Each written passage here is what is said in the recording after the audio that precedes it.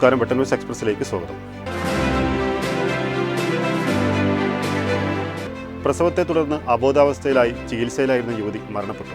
താനൂർ തെയ്യാല കാതിരിയ നഗർ കത്താലി ഷാഫിയുടെ ഭാര്യ ഖദീജയാണ് കോഴിക്കോട് സ്വകാര്യ ആശുപത്രിയിൽ മരണപ്പെട്ടത്. തിരൂരിൽ പണിമുടക്കിൽ പങ്കെടുത്ത സ്വകാര്യ ബസ്സുകൾ പോലീസ് പിടിച്ചെടുത്ത് സർവീസ് നടത്തി. തിരൂർ CI MJ ജിജിയുടെ നേതൃത്വത്തിൽ പോലീസ് സംഘമെത്തി KSRTC അടക്കം ബസ് സ്റ്റാൻഡിലുണ്ടായിരുന്ന ബസ്സുകളിൽ യാത്രക്കാരെ കയറ്റി സർവീസ് നടത്തി.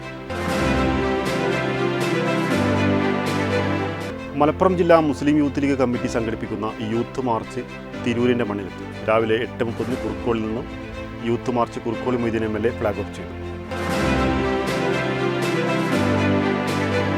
ചാത്തന്നൂർ സിന്തറ്റിക് ട്രാക്കിൽ നടന്ന 16ാമത് MES സംസ്ഥാന കായികമേള കൊടിയിറങ്ങിയപ്പോൾ Tirur MES central school overall കിരീടം.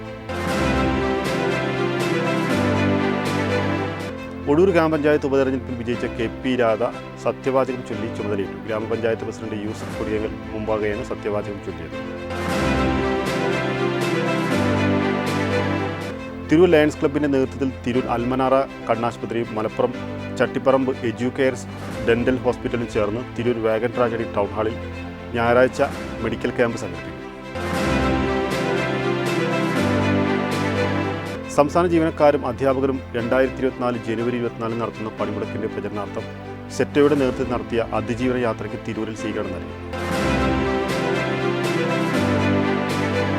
കുറ്റിപ്പുറം ബംഗ്ലാവുകുന്നിൽ തൊട്ടിൽ കയർ കഴുത്തിൽ കുരുങ്ങി 2ാം ക്ലാസ്സുകാരി മരണപ്പെട്ടു. ജാഫർ സാദിഖിൻ്റെ മകൾ ഹയ ഫാത്തിമയാണ് മരണപ്പെട്ടത്.